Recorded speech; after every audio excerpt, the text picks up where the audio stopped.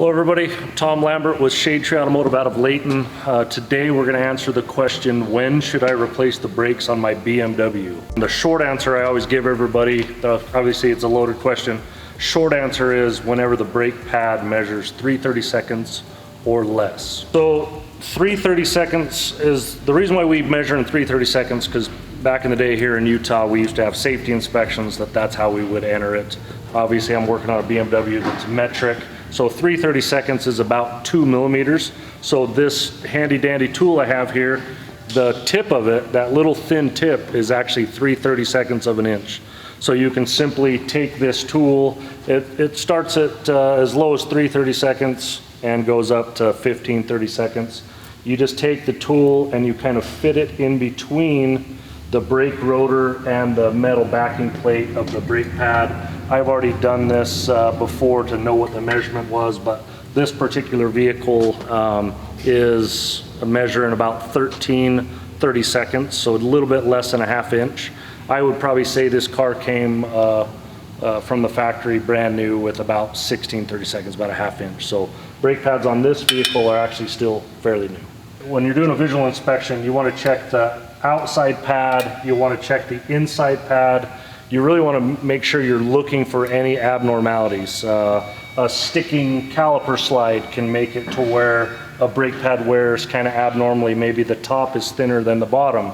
A sticky caliper can actually make it to where the inside pad is almost metal on metal, whereas the outside pad is still new. So it is important to not just do a quick look at one pad. You look at every portion of the brakes and make sure you're measuring the lowest point, not the highest point. When I drove it into the shop this morning, as I was coming almost to a complete stop, I felt a little bit of a pulsation. I felt a little shake in my hand. And looking at this, you can see a pretty good amount of brake pad material that's transferred onto this rotor. That means she's either come down a steep hill and got these a little bit warm, or maybe was driving a little crazy, made a panic stop. And so there's a little bit thicker material in some spots, so as that passes the pad, it kind of grabs it a little harder, and that's what causes that shake. Another unique thing that BMW does that most manufacturers don't is they actually utilize a brake pad wear sensor. So this vehicle actually has a little sensor. This wire here runs down and connects in to the inside brake pad. So once this brake pad gets down to about a 3 to 4/30 seconds measurement, it'll actually illuminate a warning light on the dash, letting the driver know that, hey, it's time to get your brakes in to either be replaced or inspected.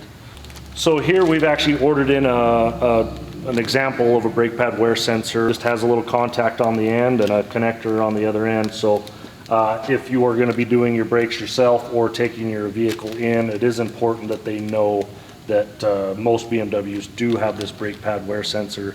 If you change the brakes and don't replace this, you'll more than likely get a false warning.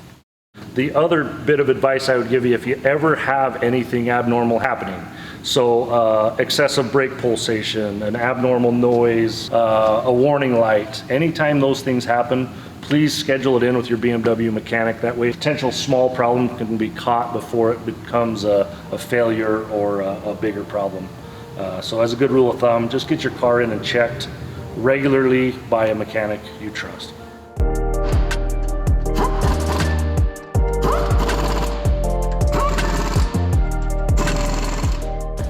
Hopefully this was helpful. If you would, do me a favor, like our video, and if you really liked it, help us get a little boost and subscribe to our channel.